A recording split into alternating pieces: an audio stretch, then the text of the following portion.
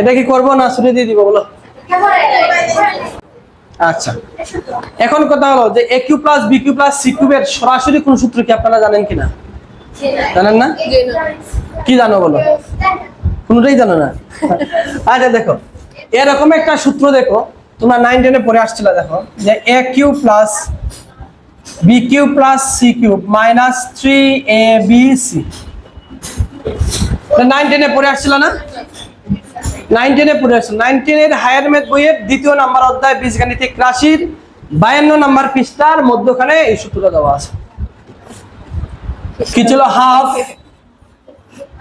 a plus b plus c, এরপরে কি ছিল?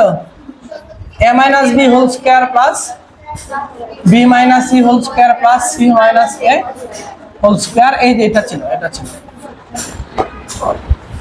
তো এটাকে দেখো, এটাকে সাইজ করে আরেকটা সুন্দর ফরম্যাটে নেওয়া যায়। আমি একটু নিয়ে দেই, দেখো হাফ কে হাফের মতন করে রাখো, এটা সূত্র কিন্তু a plus b plus c। এখান থেকে কি লেখা যায় বলো? a square minus 2ab plus b square, b square minus 2bc plus c square, তারপরে c square minus 2ac plus a square লেখা যায়। ঠিক আছে, তাইলে হাফ কে হাফের মতন করে রাখো, a plus b plus c। এখানে কয়টা a স্কয়ার আছে দেখো তো?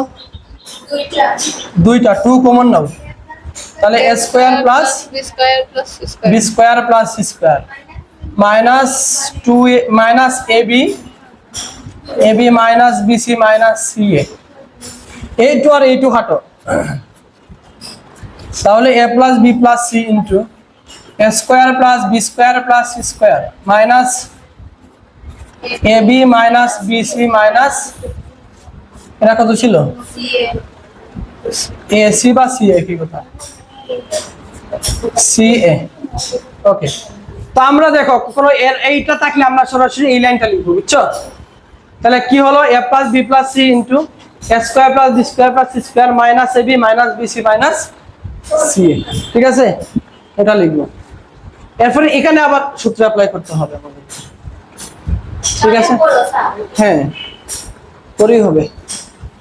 আচ্ছা তাহলে আসেন, আপনারা যে প্রাইভেট আছে শেষ করে দিলেন।